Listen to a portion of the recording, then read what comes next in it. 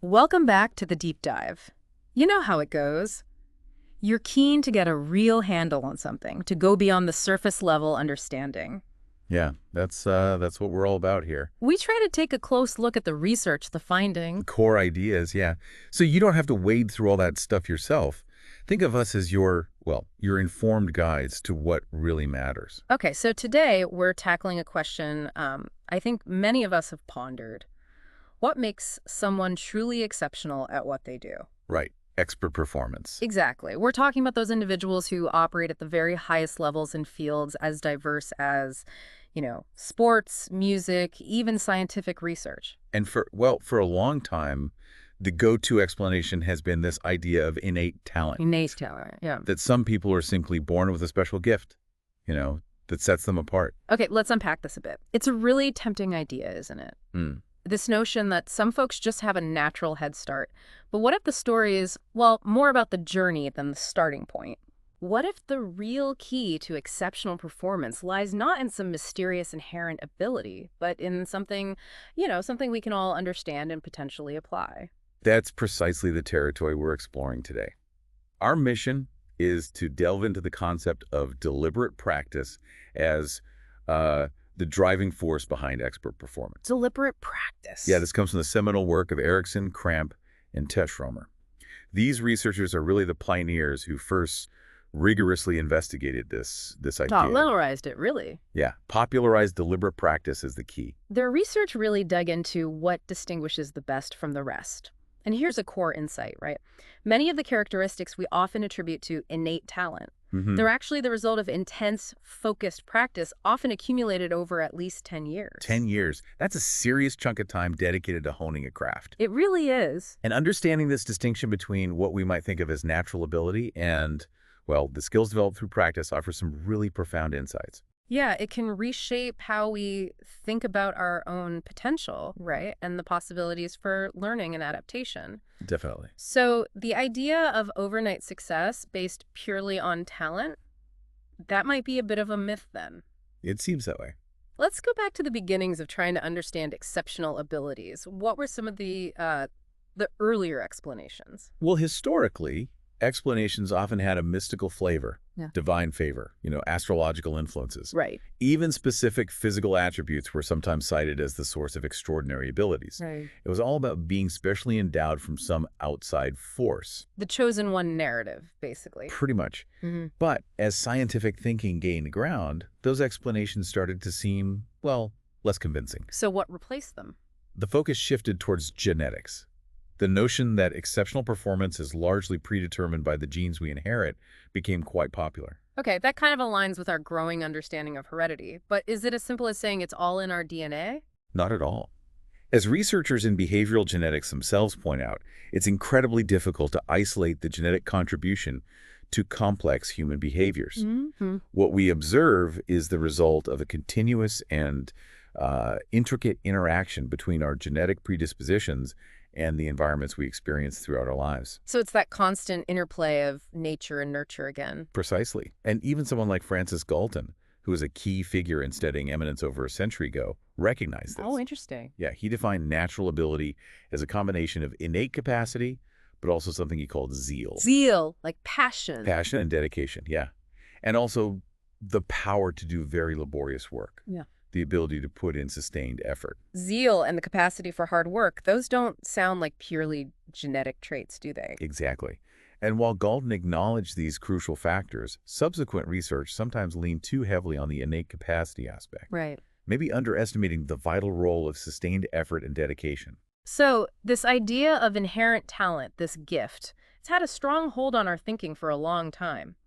But has scientific research actually provided solid evidence to back it up?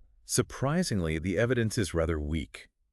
When researchers have attempted to predict someone's potential in a well-defined skill, like typing, Okay. based on aptitude tests administered before any training, they haven't been successful. There's simply no reliable correlation between those initial tests and eventual performance. Wow. That's a pretty significant challenge to the idea of a natural typist, isn't it? It is, and it highlights a really important point. The superior skills that experts possess are usually very specific to their particular area of expertise. Ah, domain specific. Exactly. A chess grandmaster's remarkable memory for game situations, for instance, doesn't necessarily mean they have a better memory for random lists of words or numbers. So their expertise is incredibly focused. Precisely. Their memory is exceptional for stimuli that are meaningful and representative of their domain, but not necessarily for information that is random or outside of that context. It's about highly specialized knowledge and acquired strategies, then. That's the idea. What about those seemingly innate abilities we sometimes encounter, like perfect pitch in musicians, or someone who can type at lightning speed seemingly without much effort? Aren't those examples of pure inborn talent? Well, while there are certain abilities where genetics might play a more significant role, even in those cases, the picture is rarely black and white. Okay. For example, with perfect pitch, there's evidence suggesting a genetic predisposition, sure, but early musical exposure and training still appear to be critical factors in its development. And regarding exceptional typing speed, while some individuals might have a natural aptitude for rapid finger movements, years of dedicated practice are almost always involved in reaching truly expert levels. So even if there's maybe a genetic nudge in certain areas, it seems to be the environment and the dedicated training that really propel someone to that level of mastery. That's the prevailing argument, yes.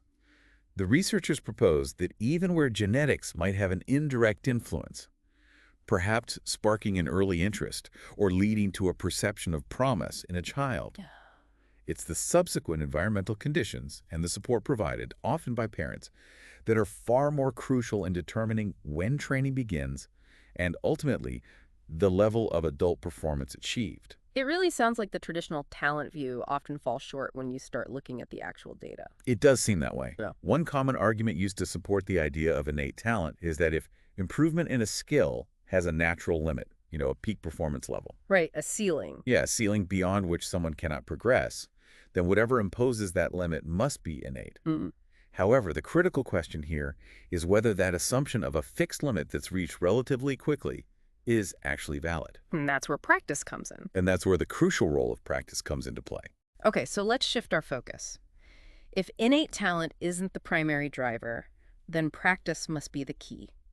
But it's likely not just about clocking in the hours, right? Has to be more to it. Precisely. The idea that simply accumulating experience inevitably leads to maximal performance has been around, but the research doesn't really support it. Think back to those early studies on Morse code operators. They would often reach plateaus where their performance seemed to stagnate. Yeah, I think we've all experienced that feeling of hitting a wall when learning something new. Exactly. But what Bryan and Harder, the researchers, also discovered was that with continued focused effort, these operators could actually restructure the way they process the code, leading to breakthroughs in their performance and allowing them to surpass those plateaus. Later work even suggested that these plateaus might not be inevitable and could be avoided with more effective training methods from the start. So just going through the motions isn't enough to guarantee improvement. Not at all. Absolutely not. Thorndike, way back in the early 20th century, observed that adults frequently perform well below their potential in tasks they perform regularly. Like what? We might type slowly, perform routine calculations inefficiently, not because we lack the inherent capacity to do better, but often because we lack focus, a clear direction for improvement, or simply the motivation to push ourselves. That definitely resonates. I can think of skills I've been using for years where I know I could be more efficient, but I just don't focus on it. Many of us can relate. But the research also demonstrates that even individuals with a lot of experience can achieve significant gains in performance when they make deliberate efforts to improve. Okay. And when there are systems in place to encourage and reward that improvement. Consider those studies involving typesetters and typists who showed remarkable increases in speed and accuracy when they were offered financial incentives for better performance. Right. It's amazing what a little focused effort and the right kind of motivation can achieve. It is. And it really challenges this widespread belief that individuals who are talented will effortlessly achieve expertise relatively quickly after grasping the basics of a skill. Yeah, the natural. The reality, as the groundbreaking work of Simon and Chase on chess demonstrated, is that reaching the level of an international chess master typically requires at least a decade of intense preparation. A decade? That's like learning a language fluently, isn't it? About the same time frame. Exactly. And Krogius's data on chess mastery further supports this timeline. Depending on the age at which someone began learning chess, it took anywhere from nearly 12 to over 16 years to attain that international master status. Wow. So this notion of rapid expertise fueled solely by innate talent seems to be largely unfounded then. The overwhelming evidence suggests that it is. Maximal performance isn't some automatic byproduct of simply accumulating experience. It demands deliberate, focused effort, even for those who are already highly skilled. Achieving expert performance is a long-term process, an acquisition that typically unfolds over at least 10 years of intense preparation. And this brings us to the core concept. Deliberate practice. Deliberate practice. Exactly. Okay, deliberate practice. It sounds more intentional, more focused than just standard practice. What exactly does that involve? You're right. Deliberate practice isn't just about putting in the hours. It's about the specific nature of those hours. It refers to activities that are specifically designed with the goal of improving your current level of performance in mind. How does that differ from how we typically learn things, say, socially? Well, think about how we pick up basic social skills just by interacting with others in our culture.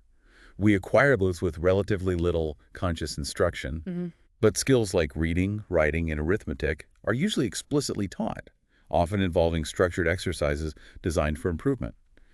Deliberate practice falls into this latter category, activities intentionally created with the primary aim of getting better at something. So it's a very focused and intentional approach to learning, like you know what you're trying to fix. Exactly. And through centuries of educational experience and more recent research on the science of learning, we've identified several key conditions that make practice most effective. Okay, what are they? Strong motivation is essential. Of course, you need to have the desire to improve and be willing to put in the effort. The task itself should be appropriately challenging. Not too easy, not too hard. Right, building on your existing knowledge so you can understand it with some initial guidance. And perhaps most critically, you need immediate and informative feedback on your performance. Feedback, yeah. You also need opportunities to repeatedly perform the same or similar tasks, allowing you to identify and correct errors. Feedback seems like a non-negotiable element, doesn't it? You can't really improve if you're not aware of what you're doing wrong. Absolutely. When these conditions are present, practice leads to improvements in both accuracy and speed across a wide range of skills. This is often described by the power law of practice. Right, the learning curve. Performance tends to improve more rapidly at first and then gradually slows down with more practice. But here is a crucial point. Simply repeating something without adequate feedback is generally insufficient for significant improvement, especially when it comes to increasing accuracy. You can't just keep practicing a mistake and expect to magically correct it. Precisely. That makes perfect sense. I can definitely recall times when I practiced something incorrectly for, like, ages. Right. And the research supports this. Studies have shown that even with highly motivated individuals and repeated exposure to a task, the highest levels of performance will likely not be achieved if they are employing ineffective strategies. Ah, so strategy matters too. Hugely. Think back to the example of the digit-span task individuals who simply tried to rote memorize longer and longer sequences showed limited improvement, whereas those who actively developed and used encoding strategies saw dramatic increases in their memory capacity. So it's not just about the quantity of effort, it's about the quality and the strategic direction of that effort. Precisely.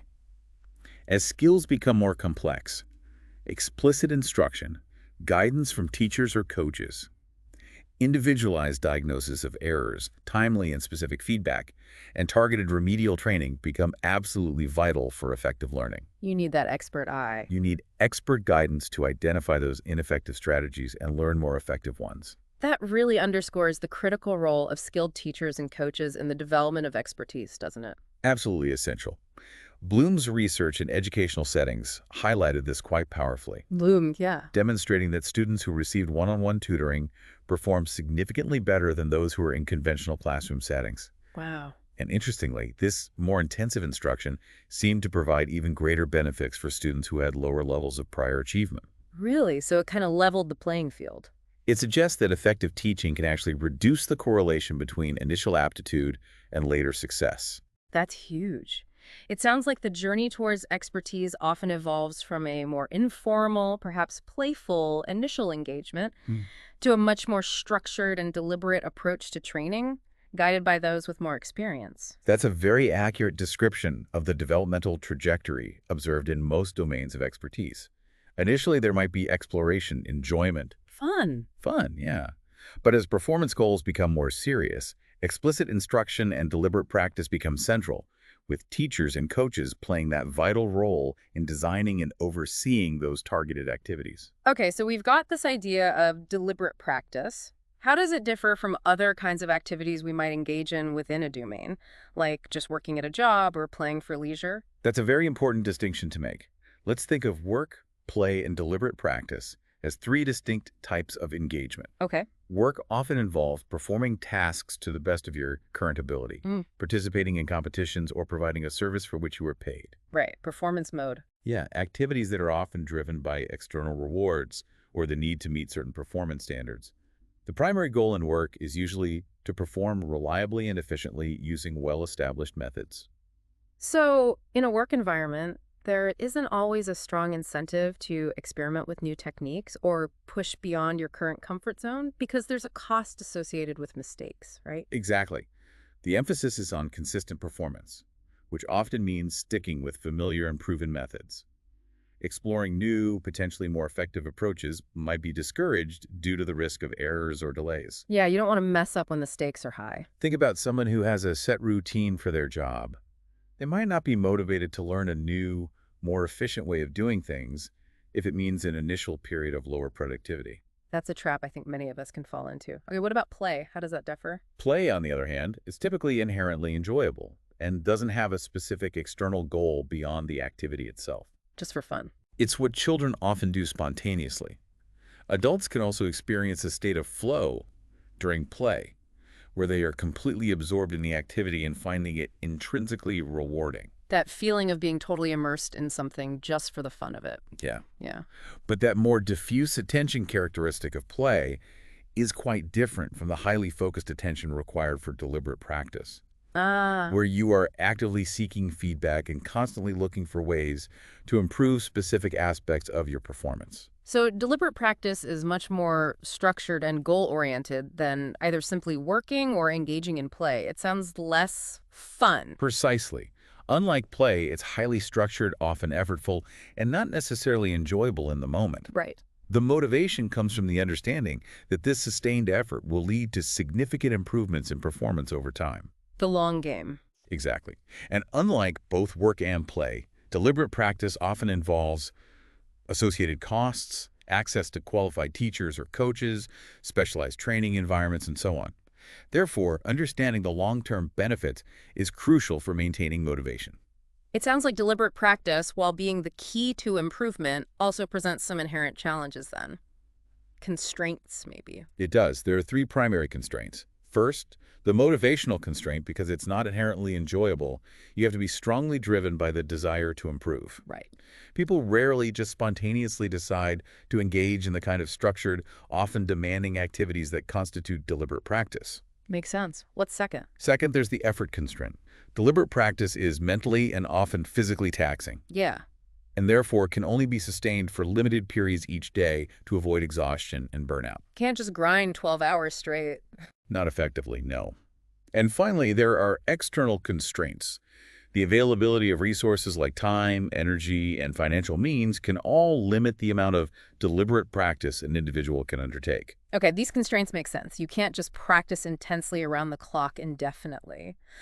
So, how do individuals actually navigate these limitations to achieve expert performance over that long developmental period? Well, Bloom's research provides a useful framework for understanding this, outlining three general phases of preparation. Okay. It often begins with an early period of playful engagement in the domain. The child finds the activity enjoyable, That initial spark. which can then lead to the initial perception of talent or potential. So that initial spark of genuine interest is really important, kind of hooks them in. Absolutely. And this is frequently the point where parents step in, often suggesting more formal instruction with a teacher or coach, and introducing limited amounts of more structured practice. The parental nudge. Parental support during this early phase is absolutely critical for establishing regular practice habits and helping the child understand the value of deliberate practice. by pointing out even small improvements. So parents play a significant role in nurturing that initial interest and guiding it towards more focused training. It's not just the kid deciding one day. They do indeed.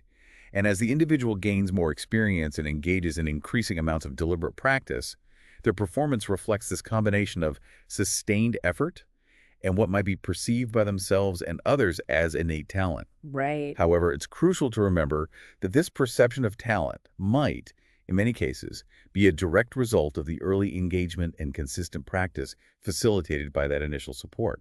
It becomes a bit of a self-reinforcing cycle then, doesn't it? Practice leads to improvement, which looks like talent, which encourages more practice. To a large extent, yes. Mm.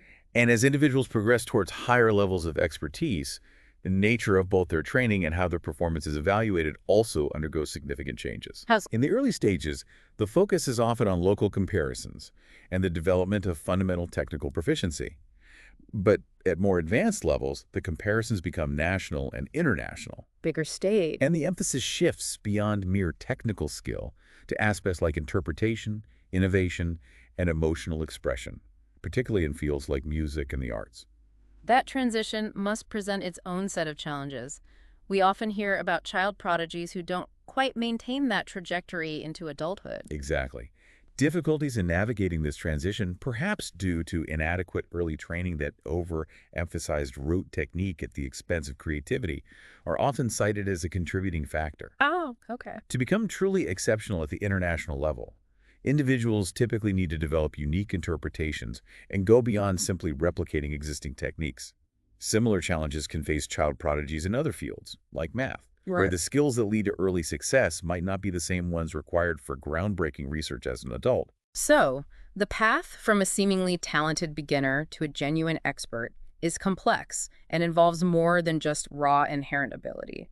It sounds like it takes a village almost. It absolutely does. All right. And a closer look at the constraints on deliberate practice really illuminates why this journey is so long and demanding, and why not everyone who shows early promise ultimately reaches the highest levels of their field. Let's delve deeper into those constraints then. We touched on them earlier, but can we explore the specifics? Let's start with the resource constraint. What are the key elements there? The resource constraint really highlights the vital role of the individual's environment, particularly during the early years. This includes parents providing initial access, Lessons, equipment. lessons, equipment, yeah, as well as ongoing encouragement and monitoring of their child's progress, which can contribute to early recognition of potential. Mm-hmm. Crucially, it also encompasses the practical necessities. Dedicated practice spaces, appropriate instruments or equipment, transportation to lessons and competitions, and the often significant financial investment required. Yeah, I can only imagine the financial and time commitment for parents of young athletes or aspiring musicians who are aiming for the top levels. It must be huge. It's often substantial. Back in the 1980s, Chambliss estimated the annual parental costs for a national-level swimmer in the U.S. to be upwards of $5,000. Wow, and that was the 80s. So it's likely considerably higher today. And in many cases, families will even relocate to be closer to better training facilities or renowned coaches. That's incredible dedication. This extraordinary level of commitment is frequently driven by a strong belief that their child is special or has a particularly high likelihood of success, even in the absence of clear, objective evidence of exceptional ability early on. Belief is powerful. Interestingly, Bloom's research suggested that within a family, often only one child is singled out as special, perhaps reflecting the limited resources that a family can realistically dedicate to such an intensive developmental path. That really emphasizes the significant external support that's often necessary just to begin and sustain that early practice. Okay, what about the effort constraint? How does that limit the amount of effective deliberate practice? The effort constraint arises from the fact that deliberate practice is both mentally and often physically demanding. Research indicates that the duration of truly effective daily practice that can be sustained over long periods is actually quite limited. Right, not endless hours. For young children just starting out, it might be an hour or less per day. Even in controlled lab studies of extended practice sessions, they're often capped at around an hour. Studies that have compared different amounts of practice have generally found that exceeding about 4 hours of intense practice per day yields diminishing returns. 4 hours seems like a potential upper limit then. Yeah, and even going beyond 2 hours can sometimes reduce effectiveness due to fatigue and reduced focus. Some research in areas like typing and perceptual motor skills even suggests that the most beneficial deliberate practice might be closer to just 1 hour per day. So it's definitely not about marathon practice sessions then. Quality over quantity. Not for truly effective improvement, no. The primary goal of deliberate practice is to identify specific areas for improvement and then work intensely and strategically on those areas. Focus. This requires focused attention, constant self-monitoring, and active problem-solving.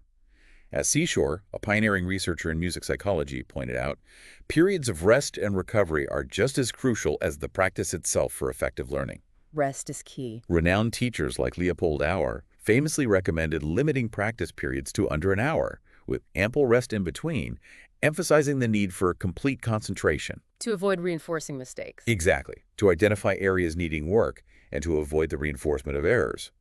In physically demanding domains like sports, the importance of near maximal effort during practice and the resulting fatigue is very clear. Athletes train at high intensities to improve strength, speed, and endurance, but such intense training can only be sustained for relatively short periods. The body needs time to recover and adapt. And even in mental domains, like writing. Even in primarily mental domains, such as writing, successful authors often limit their most focused writing work to around 4 hours per day. Interesting. Over the long term, individuals can gradually increase their practice duration as they adapt. But increasing it too rapidly can lead to injuries and burnout, particularly in physically demanding activities. It sounds like finding that optimal balance between pushing your limits and allowing for sufficient recovery is crucial for maximizing the benefits of deliberate practice.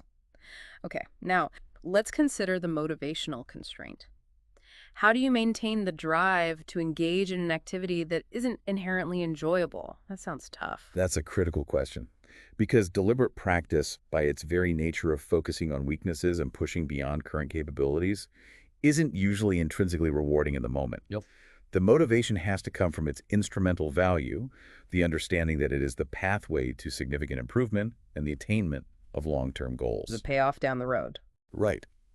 Bloom's interviews with highly accomplished individuals reveal that parents typically initiate more structured, deliberate practice only after the child has already shown some initial playful engagement with the activity and expressed a genuine interest. So the initial fun part is important. The initial motivation is often heavily influenced by the positive social reactions of parents, teachers, and peers. Parents often play a key role in helping to establish a regular practice schedule and explicitly pointing out how consistent practice leads to noticeable improvements. Seeing progress helps. As the individual progresses, they hopefully begin to internalize the ability to self-assess their progress and develop a sense of agency over their own development. Taking ownership. Furthermore, competitions, performances, or other forms of public evaluation can provide important short-term goals that help to sustain motivation. Something to aim for. However, the motivation to engage in deliberate practice can be quite closely tied to the pursuit of improvement and external validation. For example, in seasonal sports, training intensity often decreases significantly during the off-season. When there's no competition looming. Exactly. And when individuals decide to give up their competitive aspirations in a particular domain, they often significantly reduce or even cease their deliberate practice, even if they continue to engage in the activity for leisure. It really underscores the idea that the desire to get better, to achieve a specific goal, is the primary fuel that drives sustained deliberate practice. Without that clear objective, it's difficult to maintain the necessary effort. It seems so.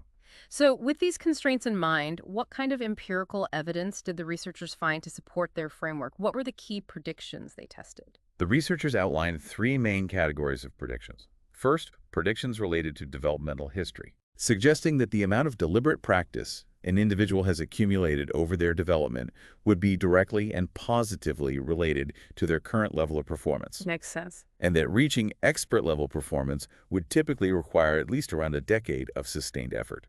The 10-year rule again. Second, predictions about current practice habits, suggesting that experts would engage in more deliberate practice and less of other types of activities within their domain compared to less accomplished individuals. Right. And third, predictions about expert evaluations of different activities, suggesting that experts themselves would rate deliberate practice as being highly relevant for performance improvement, requiring a significant effort and being comparatively low in inherent enjoyment. Less fun, More work, basically. Yeah. And how did their research, like that well-known study at the West Berlin Music Academy with violinists, go about testing these predictions? Yes, that study was a cornerstone of their research. They compared groups of violin students who had been identified by their teachers as having different levels of potential. Best, good, and teachers. Exactly, including those considered the best potential international soloists, good violinists, and music education students, likely future teachers. They asked these groups to provide detailed retrospective accounts of their practice activities over the years. Looking back at their hours. Yeah. The results were quite compelling. The best violinists had accumulated significantly more total hours of practice by the age of 18 compared to both the good violinists and the music teachers. Big difference. Moreover, the amount of accumulated practice directly correlated with the level of skill attained.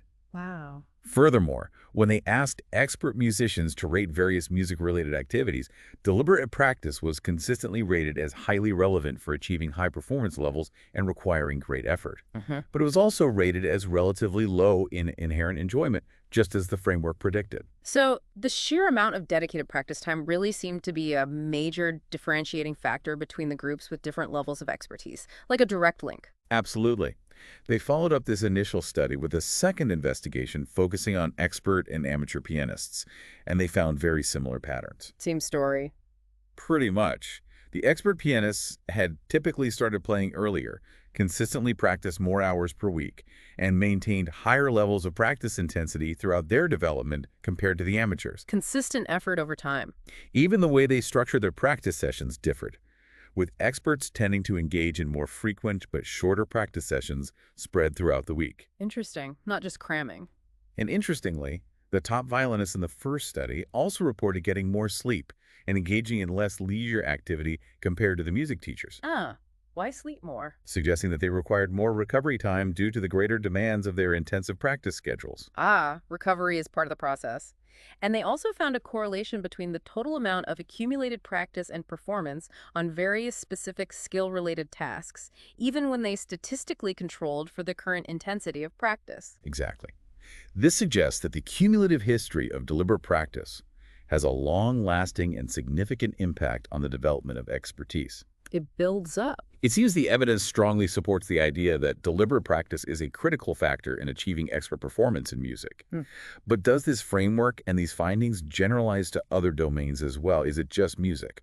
The researchers argue that the core principles do indeed generalize across a wide range of domains. They point to what they describe as a monotonic relationship. Meaning? Essentially a consistent trend where more accumulated deliberate practice is associated with higher levels of performance across various ages and skill levels in many different fields. Okay. The 10-year rule, while not a strict law, appears to be a surprisingly consistent guideline for the amount of dedicated preparation required to reach elite levels in diverse areas. Like sports, science. Yeah, even in domains where individuals may start their training later in life.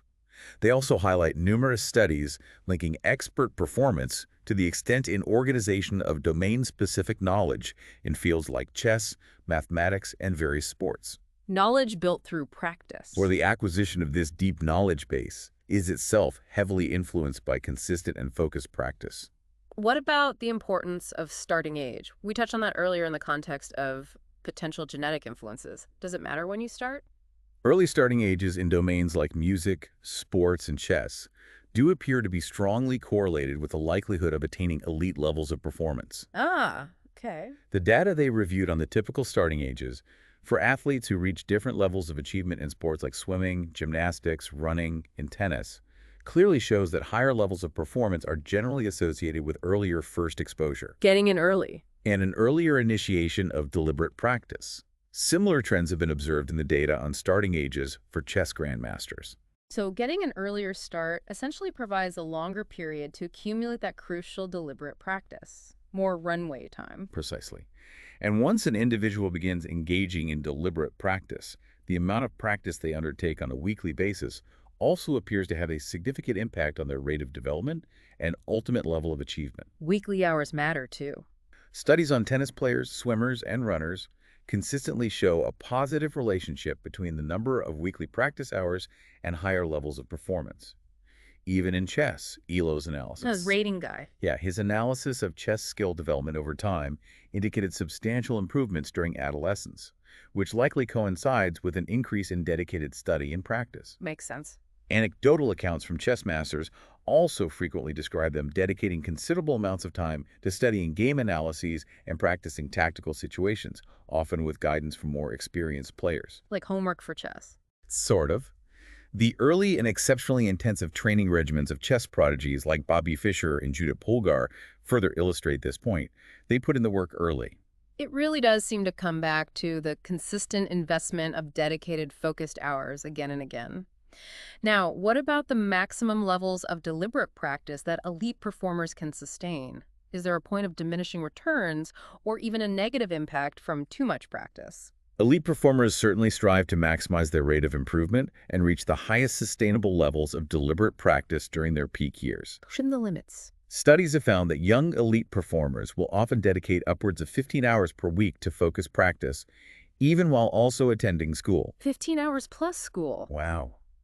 Expert musicians might spend a total of 50 to 60 hours per week engaged in music-related activities, with around 25 of those hours being dedicated to focused, deliberate practice in relatively short, intensive sessions. So about half their music time is this intense practice. Roughly, yeah. Professional athletes in endurance sports like long-distance running, swimming, and cycling often follow a similar pattern, with daily practice sessions of around 2 to 3 hours, emphasizing the importance of recovery and rest in their free time Again, recovery. to allow their bodies to adapt.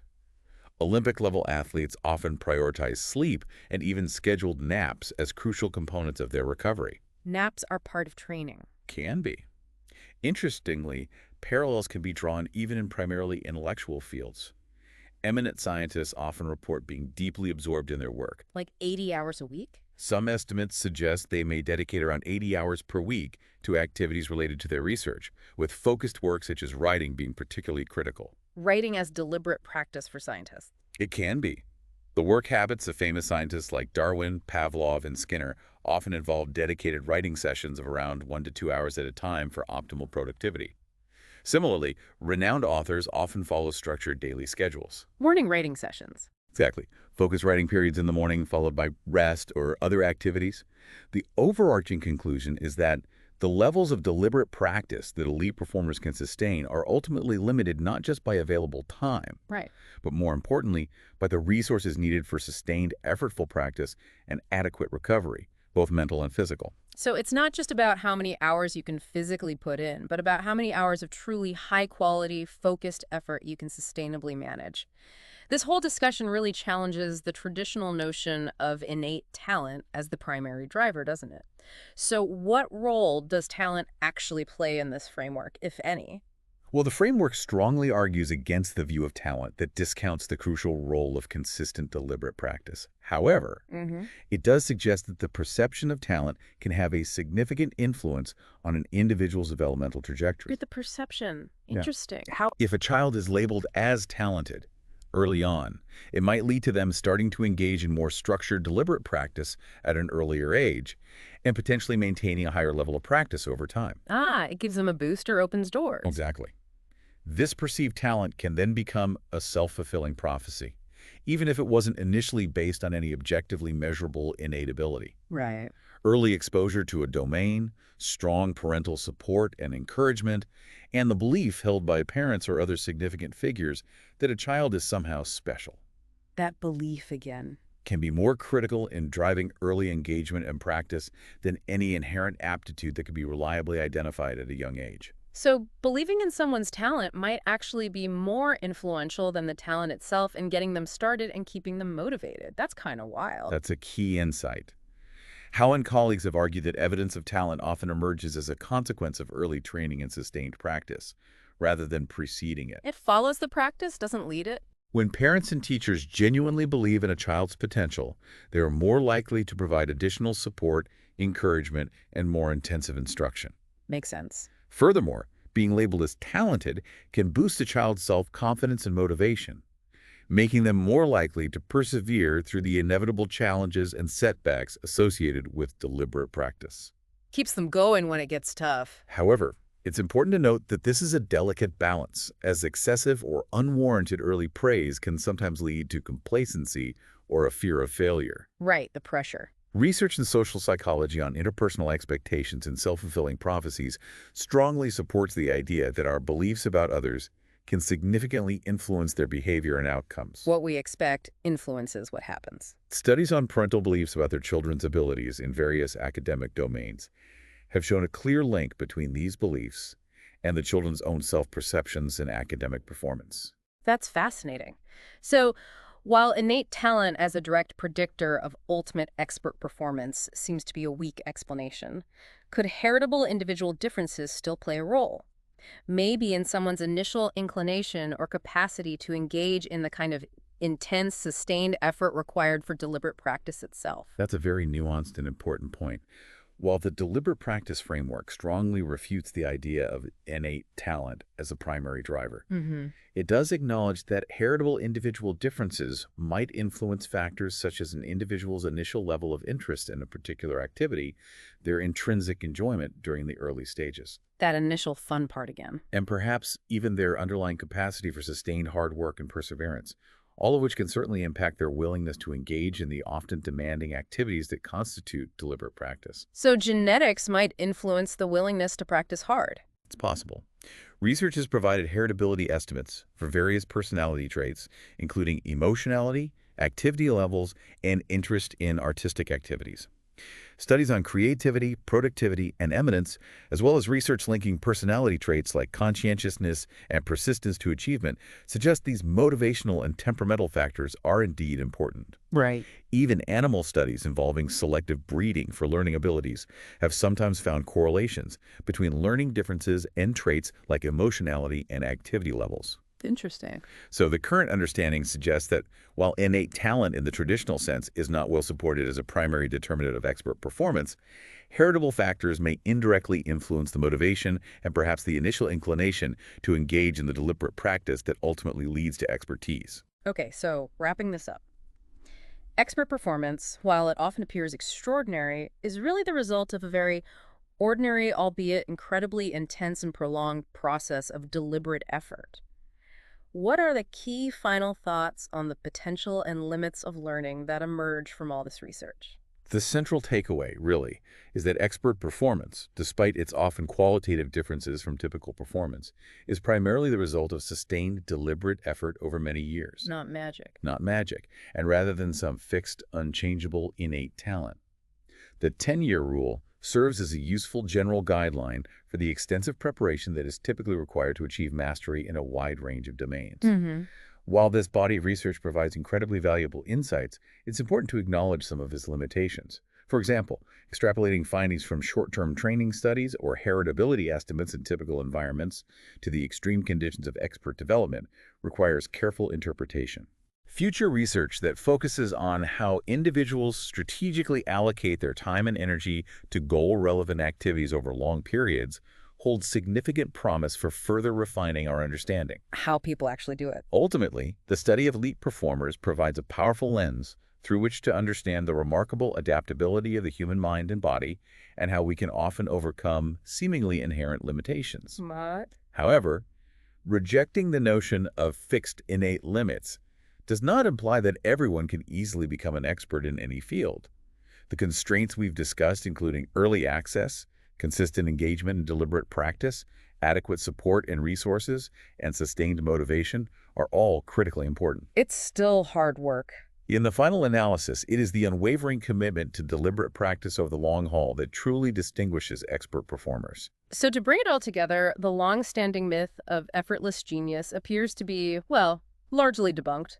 Expertise is not something you're simply born with. It's something you build, brick by painstaking brick, through years of focused and deliberate practice. That roughly 10-year time frame really underscores the immense dedication required to reach the highest levels. It does. It makes you really reconsider what's truly achievable with sustained, intentional effort in any area of life, doesn't it? Absolutely. And that brings us to our final thought for you, the listener. If expertise is primarily the result of deliberate practice and not just innate talent, What are some areas in your own life where a more deliberate and focused approach to practice might yield significant results? Good question. Where could you envision the power of that long-term commitment making a real difference for you? We encourage you to delve deeper into this fascinating body of research and to really consider how the principles of deliberate practice might be practically applied in your own fields of interest. It offers a powerful framework for thinking about human potential and achievement. Thanks for taking this deep dive with us. Until our next exploration.